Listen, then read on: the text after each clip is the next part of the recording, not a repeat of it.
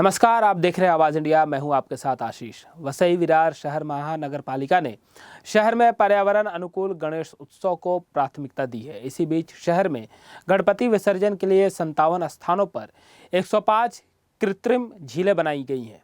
महानगर पालिका आयुक्त अनिल कुमार पवार इस झील का निरीक्षण करने गए थे। हमारे प्रतिनिधि मनोज तांबे ने इस घटना का जायजा लिया है। वसई विरार शहर महानगर पालिका ने एक बड़ा उपक्रम हाथी लिया है। वसई विरार क्षेत्र के जितने भी छोटे गणेश उत्सव मंडल है और गणेश मूर्तियां हैं उसको विसर्जित करने के लिए 27 जगह पे 105 कृत्रिम तालाब निर्माण किए गए हैं। हम लोग वहीं पे खड़े हैं जहाँ पे ये निर्माण का काम चालू है। विरार के पूर्व साईनाथ चौक में ये निर्माण का काम चालू है, जहाँ पे 1.5 दिन 5 दिन के गणपति का विसर्जन किया जाएगा। और इसी माध्यम से पूरे वसई विरार क्षेत्र में जो गणेश भक्त है उनको भी महानगर पालिका से आह्वान किया गया है कि तुम्हारे भी 1.5 दिन 5 दिन के गणपति रहेंगे, वो तुम्हारे बाजू में जहाँ पे कृत्रिम तालाब चालू किए गए हैं वहाँ पे विसर्जित करो। और जितने भी पर्यावरण पूरक गणेश मूर्तियाँ रहेंगी उसके लिए महानगर पालिका के माध्यम से एक इनाम दिया जाएगा। वसई विरार महानगरपालिका कार्यक्षेत्रातील सर्व गणेश भक्त, गणपती मंडळ तसेच सर्व पदाधिकारी आणि विविध पक्षांचे पदाधिकारी, नागरिक या सर्वांना मी गणेशोत्सवाच्या शुभेच्छा देतो। पर्यावरणाची हानी टाळण्यासाठी तसेच पर्यावरणपूरक गणपती उत्सव साजरा करण्यासाठी वसई विरार महापालिका मागील 2 वर्षापासून सातत्याने प्रयत्न करीत आहे।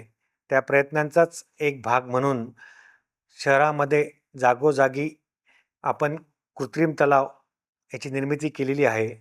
या ठिकाणी महापालिकेच्या माध्यमातून 58 स्थळं नक्की केलेले आहेत आणि या 58 स्थळांमध्ये 105 एवढ्या मोठ्या संख्येने कृत्रिम तलावांची निर्मिती महापालिकेच्या माध्यमातून करण्याचं काम सुरू झालेलं आहे। आणि या कृत्रिम तलावामध्ये सर्व गणपती मंडळ, घरगुती गणपती उत्सव साजरा करणारे नागरिक आणि पदाधिकारी यांनी कृत्रिम तलावामध्ये आपल्या गणपती बाप्पाचं विसर्जन केल्यास त्यानिमित्ताने जलप्रदूषण आपल्याला टाळता येणार आहे।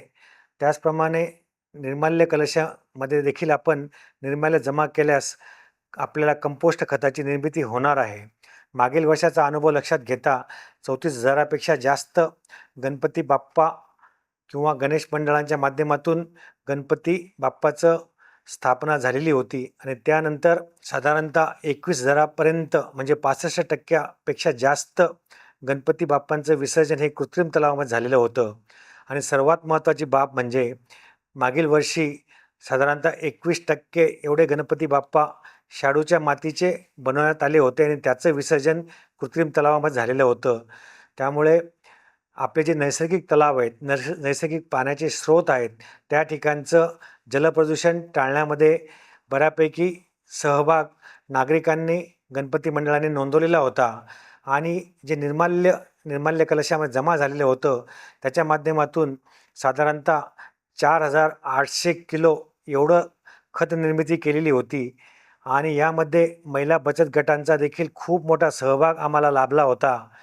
या वर्षी देखील मागील 2 वर्षाप्रमाणेच पर्यावरणपूरक गणपती उत्सव साजरा होईल याकरता महापालिका कटिबद्ध आहे।